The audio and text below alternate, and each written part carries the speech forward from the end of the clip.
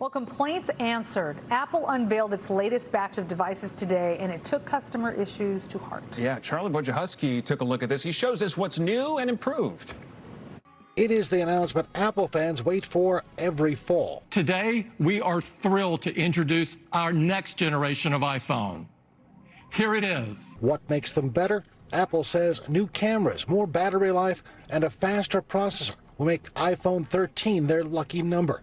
We asked Apple expert Tony Marengo what makes this phone so special. Apple went with the tried and true, improve the battery, make the screen brighter, improve the camera.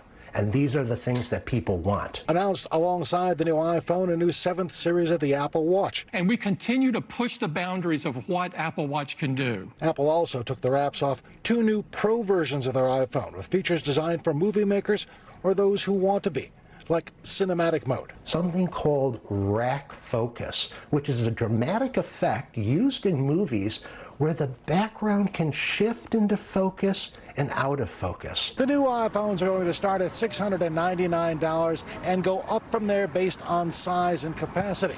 But will the new features be enough to convince anyone to plunk down their hard-earned money for an upgrade? I'm good with the one I have, iPhone 10. I'm converting from like Samsung and more of those types of products to Apple Watch. I have an iPad, and so yeah, definitely considering it. If they made an iPhone that can iron my clothes, cook my dinner, then maybe.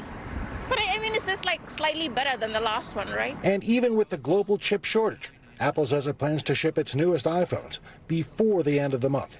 On Michigan Avenue, Charlie Wojciechowski, NBC 5 News. Wait, there's one that cooks dinner for you? I'd be right in there with that one. Totally. I'm pretty lame, though. I have a 7. You still have a 7? It's probably time for me to get an You upgrade. need a new one, Mary. Got to work on that. I know. All right. Still to come, Paul Deanna's tracking. Hey, Mike, today Apple unveiled its new iPhones in a virtual event. NBC 5 Charlie Wojciechowski looked at what's new and asked people in Chicago what they thought. They are the devices we have come to depend on. Now Apple is taking the wraps off its newest version of its iconic smartphone, the iPhone 13. These are the best iPhones we've ever created. The devices have better processors, longer battery life, and a totally reworked camera system. But are they that much different from previous versions? Less revolutionary, more evolutionary this time.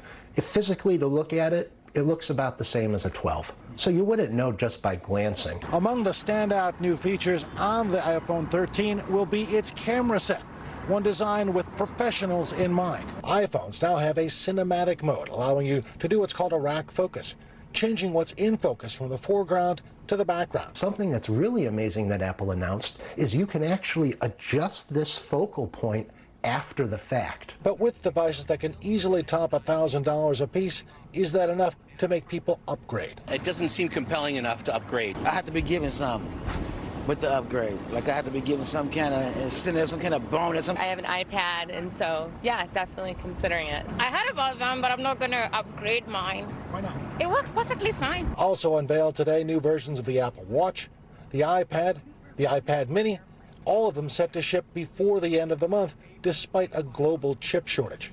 Outside the Apple Store on Michigan Avenue, Charlie Wojciechowski, NBC 5 News. Charlie's a kid in a candy store today. Well, I love that you can't mess up a picture that way, right? Even right. after the fact, you can fix it. Foolproof. Well, still ahead here at 5, crypto tax crackdown.